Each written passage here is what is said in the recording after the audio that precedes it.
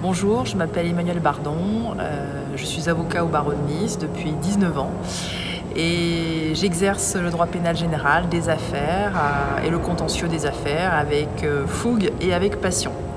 Si j'ai décidé de rejoindre Benoît Candel, c'est pour ses idées politiques, pour ce qu'il veut faire de la ville de Nice, pour son éthique, sa droiture et pour le projet qu'il porte qui est dans l'intérêt des Niçois exclusivement.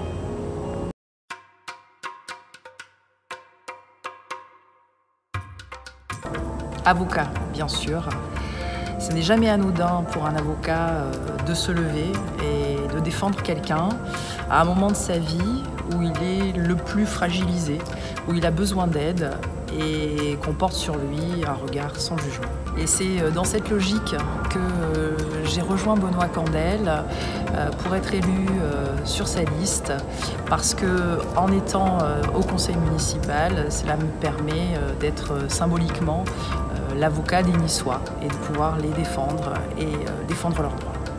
Concrètement, je souhaite apporter à la ville de Nice mes compétences, mon expérience et mon regard juridique pour que le droit soit appliqué et respecté par tous.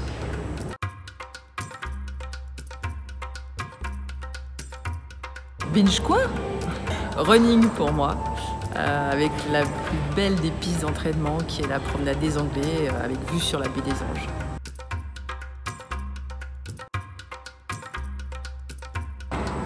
L'écologie durable, bien sûr. Et je pense qu'à Nice, on a un vrai problème avec le maire sortant qui n'en a pas compris ni la définition ni les contours. L'écologie durable, c'est pas instaurer une coulée verte en centre-ville, c'est pas mettre des palmiers en pot sur les voies de bus, c'est bien autre chose. Pour nous, l'écologie durable, c'est quoi? C'est investir des fonds dans nos infrastructures, notamment l'usine de retraitement des déchets de l'Ariane qui pollue l'air de la ville de Nice. C'est investir des fonds pour avoir un vrai tri sélectif qui est aujourd'hui une vaste blague à Nice. Vous pensez que vous triez vos déchets, mais en fait, ça finit au même endroit. C'est également investir des fonds dans l'usine de retraitement des eaux usées d'Haliotis. Et puis, surtout, quelque chose qui concerne tous les Niçois, c'est d'arrêter la bétonisation de la plaine du Var. On appelle ça l'éco-vallée, mais ça n'est d'écologique que le nom. Nous, ce qu'on veut faire, c'est mettre des cultures, de la permaculture, créer des potagers pour que les écoles puissent venir enseigner aux élèves le cycle de la nature et de la vie.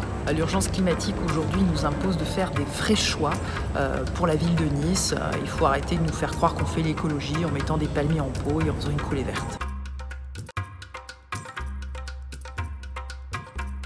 Les deux, et parfois dans la même journée. C'est le grand privilège d'habiter à Nice.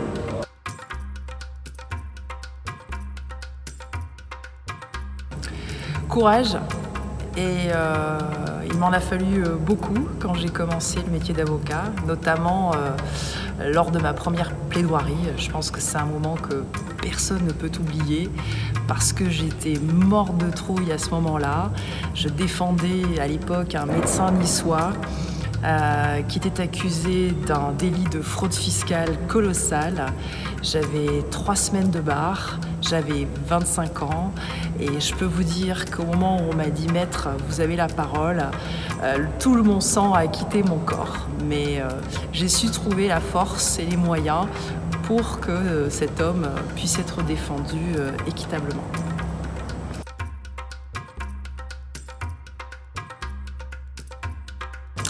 Casier est vierge de surcroît. L'éthique est consubstantielle de la fonction d'un élu municipal et chacun d'entre nous doit pouvoir aborder ses fonctions vierges de toute condamnation. Je suis assez outrée, comme beaucoup de Niçois, de voir que beaucoup d'élus n'ont pas cette préoccupation chevillée au corps et on a pu prendre connaissance sur le site internet de l'association Anticorps de lutte de corruption dans la vie publique d'une condamnation du premier adjoint de la ville de Nice pour 4 prises illégales d'intérêt concernant l'octroi d'une subvention d'1,5 million d'euros à une association dont il est le trésorier et membre du conseil d'administration. Ce qui me plaît dans le programme de Benoît Candel, c'est qu'il a accepté sans réserve de signer les 30 propositions de la charte anticorps, dont l'une d'entre elles me plaît particulièrement, c'est celle d'associer l'opposition dans les décisions d'attribution des logements sociaux et des places en crèche, qui aujourd'hui est complètement opaque à la ville de Nice, et aussi d'avoir une totale transparence sur les frais engagés par la ville de Nice pour le train de vie, pour les frais d'avocat, les frais de justice, et d'une façon générale de nager en pleine transparence pour que les Niçois soient régulièrement informés des décisions qui sont prises en conseil municipal.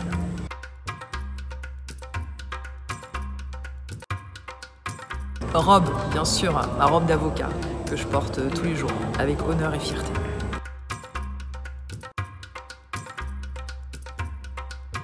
Les deux. C'est impossible de choisir dans une ville qui est la 5e ville de France et qui est certainement une des plus belles, sans chauvinisme local. La propreté a complètement quitté certains quartiers qui sont des décharges à ciel ouvert et on ne peut pas réserver une propreté exigeante à certaines rues commerçantes et délaisser le Vieux-Nice ou les collines.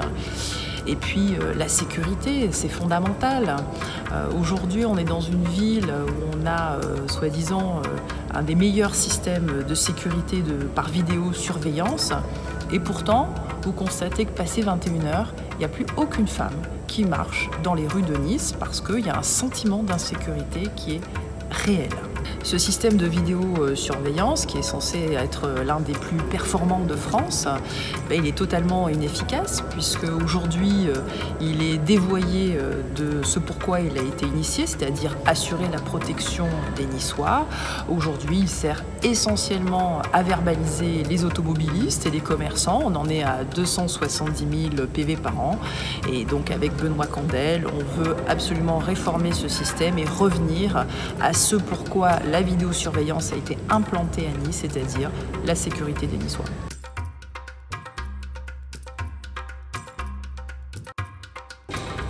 Aucun des deux, j'espère. Concrètement, de quoi s'agit-il? Aujourd'hui, Christian Estrosi essaye d'installer à Nice le système de reconnaissance faciale. Or, aujourd'hui, ce système n'a pas eu l'aval de la CNIL. Pourquoi? Parce que c'est gravement attentatoire à nos libertés, d'aller et de venir, de protection de la vie privée, d'anonymat dans l'espace public, et surtout, on n'a aucun recul sur ce que ces données collectées, comment elles vont être exploitées. Ce système de reconnaissance faciale, il peut être légitime pour certains événements, comme des matchs à haute tension, des manifestations ou encore parfois à l'aéroport. Mais de façon généralisée, dans toutes les rues de la ville et surtout faire cette surveillance qui est aussi sans contact chez vous, sur vos pratiques internet, sur les réseaux sociaux, c'est quelque chose auquel les Niçois et les Français en règle générale ne sont pas prêts. On ignore tout de la collecte et de l'exploitation de ces données, sauf à se tourner vers la Chine et avec les dérives sécuritaires qui sont en train d'être mises en place là-bas. Pas de Big Brother à Nice avec Benoît Candel.